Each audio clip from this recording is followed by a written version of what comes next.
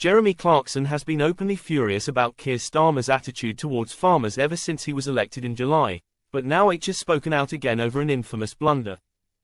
The Prime Minister wrongly referenced Israeli hostages as sausages, and Jeremy was quick to comment. In a new column he sneered, "So you're standing there, in a suit you don't own, using spectacles that aren't yours to read a screen, but what you're thinking about is how much you'd like a hot dog." That's what Starmer was doing, and who can blame him? I imagine it's what most vegetarians think about most of the time. There is some documented truth in his claim, as Starmer led a vegetarian lifestyle for 30 years and raised his young children the same way, before confessing how much he misses meat. He has since switched to a pescatarian diet, eating fish such as salmon, and even cooking a tandoori version of it on Channel 4's Sunday brunch back in May.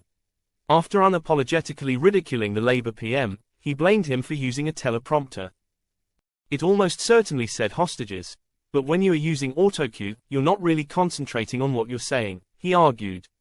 He went on to boast that he'd never personally used autocues while filming his hit shows Top Gear and The Grand Tour, as he works best when speaking from his heart.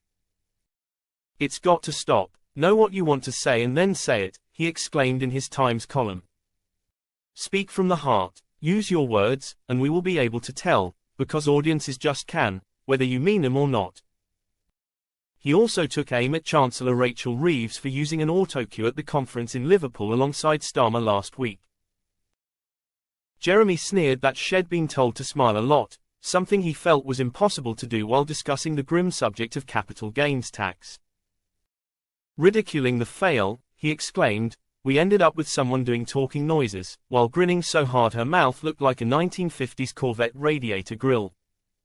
Last month, Jeremy dismissed the Labour government as a merry bunch of ideological nincompoops and vowed Starmer wouldn't be allowed to set foot in his new pub.